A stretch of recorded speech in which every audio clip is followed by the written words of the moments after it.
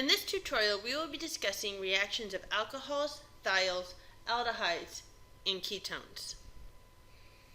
Let's start with a very basic dehydration reaction. As you probably know from common day life, when you're dehydrated, it means you don't have enough water. A dehydration reaction is removing water. Therefore, you're going to need an OH group there in order for this to happen. You're also going to need a hydrogen coming off that other carbon. This is actually an error in the PowerPoint itself. It should be on this side of the equation because you're actually taking that water out to produce it. So let's scribble this out, and we're going to write and H2O over here. So we have HOH that is coming together to produce water. In the process, that single bond is making a double bonded carbon, which is then an alkene. So a dehydration reaction goes from an alcohol to an alkene in giving off water in the process. Alright, so let's go into something a little bit more complicated, and that's an oxidation reduction reaction. When you oxidize something, you're increasing the amount of bonds to oxygen, and you're decreasing the amount of bonds to hydrogen. The reduction reactions are then decreasing the amount of oxygen atom bonds. So here, let's just start here with the alcohol. We have one OH group. In order to increase the number of bonds to oxygen, we can make that single bond into a double bond. Notice that you've lost a hydrogen in the process. You can increase the number of oxygen bonds again by inserting an oxygen here, but once again, you're losing a bond to the hydrogen in the process. When you reverse it, you do a reduction. So here, once again, you have the OH group. We can remove that OH group and form a hydrogen bond. You remove one of the double bonds and add another hydrogen there. We're going to go over each of these reactions individually. Alright, so let's say we have a primary alcohol. Remember, a primary alcohol is an alcohol that's only bonded to one other carbon. That's why I said before that it was important to know the difference between a primary, secondary, and tertiary, because this is when it helps you out. Notice in the process here, it has two hydrogens that it's bonded to. That means that the primary alcohol could lose one of these hydrogens to form that double bonded oxygen.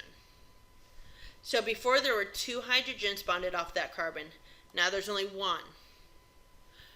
Now this is actually called an aldehyde. We talked about aldehydes before. An aldehyde is a carbonyl group that's at the end, and that's what this is. So a primary alcohol can be oxidized to form an aldehyde. I'm not real big into memorizing what happens to what. I'm more interested in if I can figure out what's going on, I can determine the answer later. For instance, I can tell that this hydrogen and this hydrogen is going to go away in the double bond. And then once I take a step back, I'm like, oh, it's an aldehyde because there's a carbonyl group there now. Once you get to this aldehyde region, it can actually continue to oxidize because of the fact that there's another hydrogen there. If there wasn't a hydrogen there, you wouldn't be able to do that. But since there is, you can actually insert another oxygen in there. And as a result, this is actually called a carboxylic acid. It's a carbonyl group with an alcohol. Secondary alcohols going through oxidation. Once again, here's the OH group, there's the alcohol. There's two carbons coming off of it, which is making it the secondary. You have a hydrogen down here that can react and go away. We can lose that hydrogen. Notice it's not there anymore. And in the process, we have created that carbonyl group. Notice now that the carbonyl group is now in the middle rather than being at the end. That's why it's called a ketone rather than an aldehyde. Once we get to this point of having a ketone, there are no other hydrogens here, so there's no way that I can insert another oxygen here for that carboxylic acid. So the reaction actually stops. So if you're starting off with a secondary alcohol, the best you can do is oxidize it once and get a ketone. Whereas if you're starting with a primary alcohol, you can actually do it twice to get an aldehyde and then again to get a carboxylic acid. But what if you had a tertiary alcohol? Here's the COH bond. There are no hydrogens here, it's all carbons. Because there's no hydrogens there to sacrifice, you're not going to oxidize it. It can't go anywhere, so therefore there's no product. So primary alcohols go from primary alcohol to aldehyde to carboxylic acid.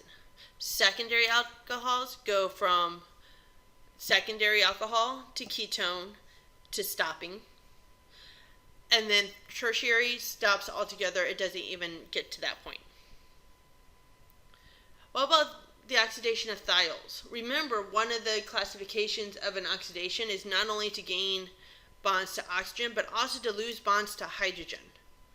So this hydrogen and this hydrogen can go away, making a disulfide bond, which is actually rather important with protein chains and enzymes, that disulfide bond.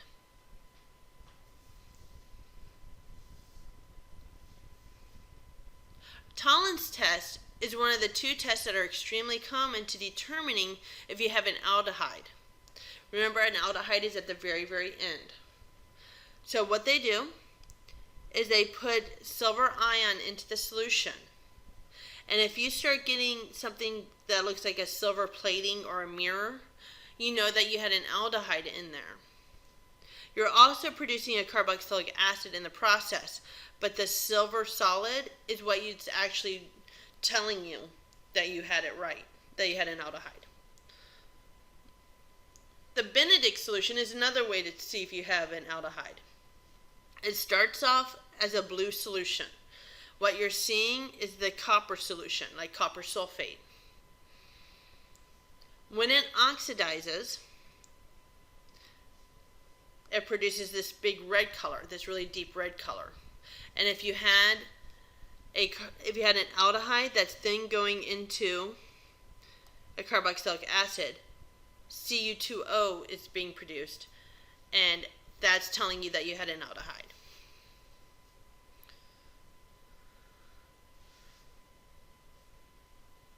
Okay, so we can actually reverse this process too. We can actually reduce aldehydes and ketones. So here is an aldehyde. If you reduce it, you're adding more bonds to hydrogen and taking away bonds to oxygen. So if you're adding hydrogen, you end up getting a primary alcohol. That's because here's your OH group. It went from a double bonded oxygen to a single bonded oxygen. And this hydrogen that was already here, because of the fact that it was an aldehyde to begin with, it was at the end, and it automatically, by definition, has that hydrogen there. That was the original hydrogen. Here's our new hydrogen. So it only is bonded to one other carbon, and that's why it's considered a primary alcohol. If we had a ketone and we were reducing it, we're taking away that double bond and forming that OH group. Since it was in the middle with carbons on either side, it only has one hydrogen that it's bonded to, so that's why it's considered a secondary. Alright, so let's do a little bit of practice with this. Here we have an alcohol. 1, 2. There's 2 carbons coming off of it, which means it's a secondary alcohol. We only have 1 hydrogen that it can sacrifice. Because of that, it's only going to react once. So when it oxidizes, it's going to form that double bonded oxygen. That's going to form that C double bonded oxygen there. So this is definitely not it, because it's not a dehydration reaction, it's oxidation. This is for combustion. So we're trying to decide between this and this. This is indicating that there was no change with this alcohol here. This is the exact same compound. Here's our double bonded oxygen with no hydrogen on there. So B is our final answer. Let's try this again. Here's our alcohol.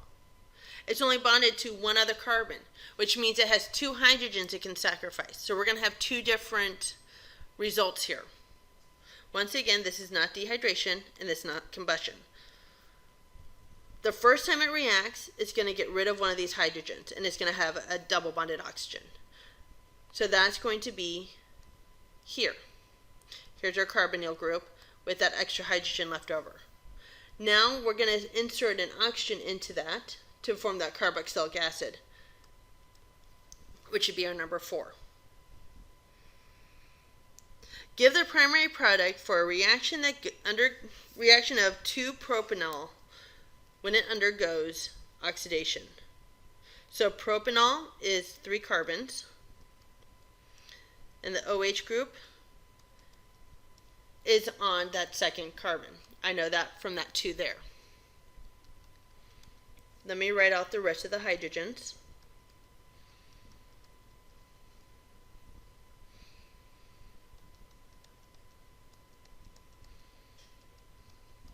It's oxidizing. So it has a hydrogen here that it can sacrifice to form that double bond. So C, C, C, double bonded oxygen, and the rest is filled up with hydrogen.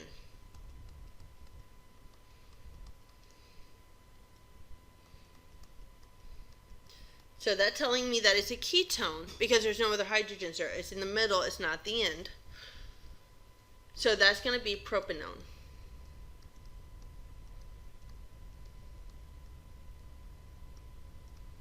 Because there's 3, so that's prop, and it's a ketone. Okay, same compound. Dehydration, we're taking water out. In that process, that OH goes away, and instead we have a double bond.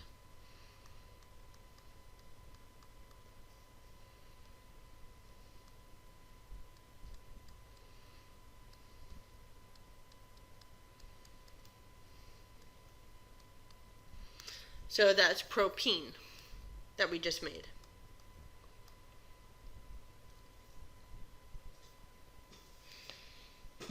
Write the structure and name of the organic product when each is mixed with Tollens reagent.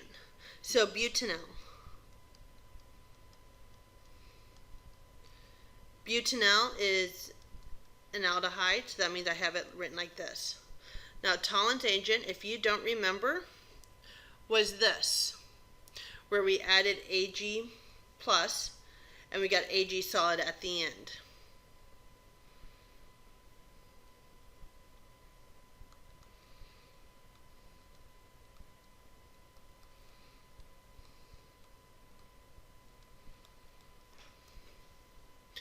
In the process, this is an oxidation. So that means we're going to increase the number of oxygen bonds. So that forms an OH there and moves the H over. Acetaldehyde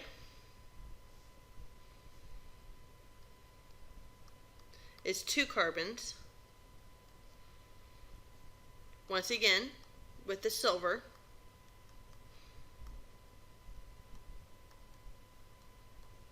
To form a solid silver. And it's oxidized. So here's our original. Then we're going to move that hydrogen over. Then finally we have ethyl methyl ketone. So here's our ketone. On one side we have an ethyl group. On the other side we have a methyl group. We're trying to oxidize this. Now this is a trick question, just letting you know. There's no hydrogens here to sacrifice. Therefore, when we're trying to oxidize, it's going to be no reaction because there's no hydrogens. And those are your reactions of alcohols and thiols.